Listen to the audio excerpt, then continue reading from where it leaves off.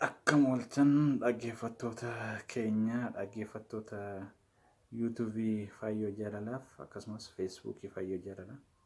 isin akkam jirtu nullee nagaadha jarti koo wajjin jiruuf jireenyi keenya baay'ee gaariidha kakuullee dabalanneerra kakuu kan jedhamtu mucaa qabna mucaa tokko lamatti qabna kamsin nagaadhe ani namoota Facebook fi YouTube akkasumas miidiyaalee adda addaa irratti yeroo hunda argaman keessaa tokkodha. Facebook irratti yeroo baay'inaan argama nan ilaalaa nan hordofaa nan dubbisa barreessuullee baay'ee yaaluu garuu yaada namoota adda addaaf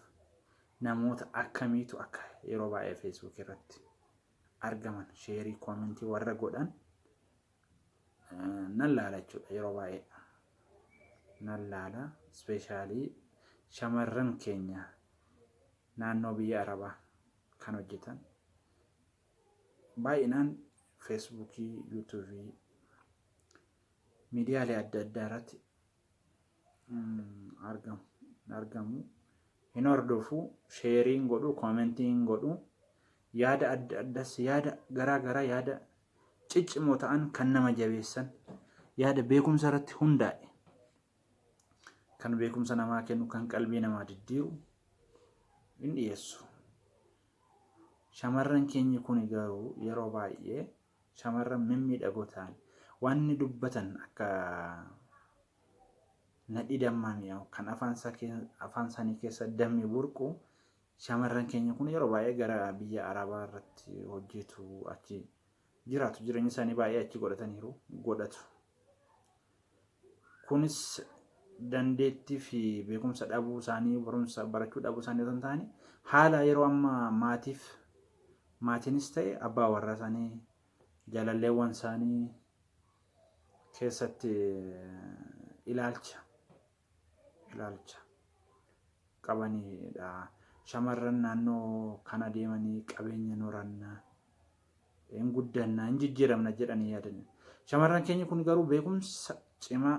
yaada cimaa dandeettii cimaa ogummaa cimaa qaban dubbisuun barreessu waan isaan barreessan addunyaallee nama dhuunfaa tan taane addunyaallee jijjiiruu kan danda'udha yaadni isaanii. Yeroo baay'ee kan laalu shamarran ciccimoo ta'an biyya arabaatti mooraaleen isaanii gadi bu'ee hojii mana namaa keessa hojjetu. Hojii mana namaa kana keessas yeroo hojjetan tokko tokkoof milkaa'inaan gara biyya isaaniitti deemu tokko tokko mootummaa isaanii milkaa'in mooraaleen isaanii cabee hamileen isaanii cabee dadhabbii adda addaatiin waan tokkollee faayidaa otoo hin godhatiin iddoo qaamni isaanii gadi bu'ee huuqqatanii maal jedhanii hamileen isaanii gadi bu'ee qabeenyallee otoo hin horatiin umuriin isaaniillee deeme gara biyyaatti deebi'u yeroo biyyatti deebi'anis immoo walii galteen karaa maatii karaa jaalallee isaanii irratti dhibuu waan danda'uuf hamileen isaanii yeroo baay'ee gadi bu'a. Ani garuu akka ilaalcha kootti shamarran keenya kun beekumsa akkasii dandeettii akkasii keessumattuu ijoolleen keenya ijoolleen Oromoo naannoo biyya arabaarra jirtan hamma dandeessan otoo jechuun warroon naannoo alaa jirtan shamarran naannoo biyya arabaa jirtan hamma dandeessan hamilee keessaniifis ta'e biyyittii kanaafuu gara fuulduraattiif warri achi jirtan dandeettii keessan hamilee keessan qabeenya keessan kuusattanii otoo gara biyyaatti deebitan warri immoo amma asii immoo achi deemuuf yaalaa jirtan immoo otoo isa dhiistanii dandeettii keessan barumsa keessaniif hordoffii biyya keessan keessatti otoo gootan. Namoonni yeroo baay'ee yeroo umriin dabalaa yeroo bulu hamileen namaa dadhabaa dhufa.